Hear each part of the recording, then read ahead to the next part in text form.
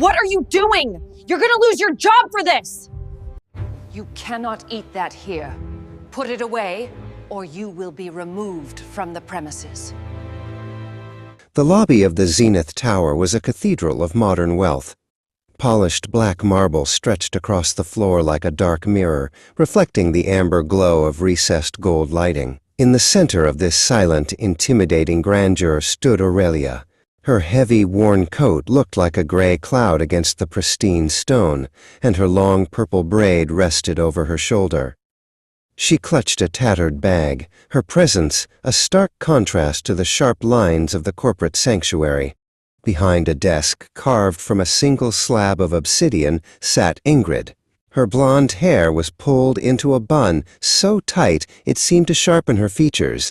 She looked up from her curved monitor, her eyes scanning Aurelia with a mixture of confusion and immediate disdain. To Ingrid, this lobby was a filter, and the woman standing before her was clearly something that needed to be strained out. "Can I help you?" Ingrid's voice was as cold as the marble. It wasn't a question. It was a challenge. Aurelia took a hesitant step forward, her voice soft and slightly raspy. "I'm looking for something to eat. A small kindness, perhaps?" Ingrid scoffed, her lip curling. "This is a global headquarters, not a soup kitchen. You've clearly lost your way. The exit is exactly where you found it." From a side hallway, Caspian emerged. He was a junior assistant, dressed in a simple but neat suit. He had been watching the exchange from the break room door. While the air in the lobby usually felt thin and exclusive, Caspian carried a warmth that the gold-plated walls couldn't provide. He looked at Aurelia, then at Ingrid, his brow furrowed with concern.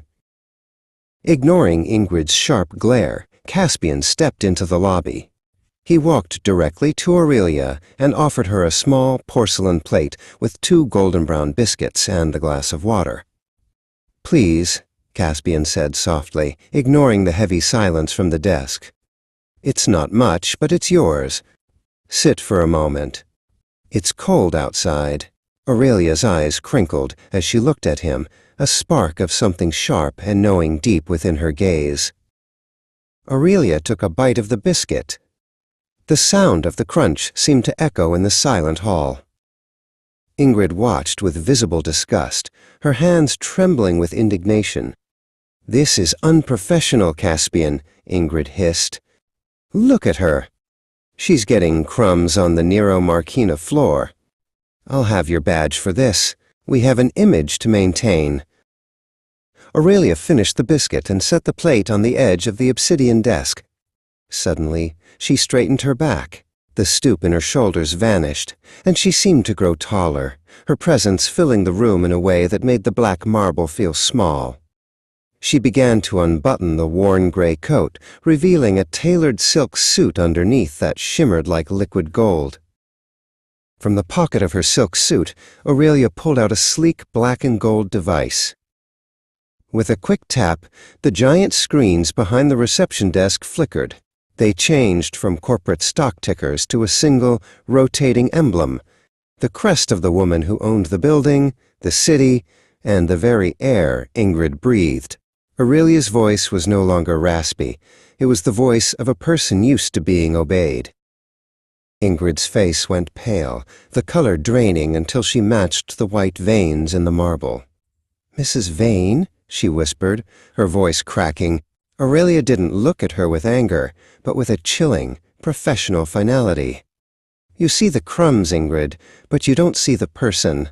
This company was built on vision, and yours is far too narrow. You are dismissed. Pack your things immediately." Aurelia turned to Caspian, who stood frozen in surprise. She reached out and placed a hand on his arm. "Kindness is the rarest currency in this building, Caspian. I think you've earned a seat on the top floor.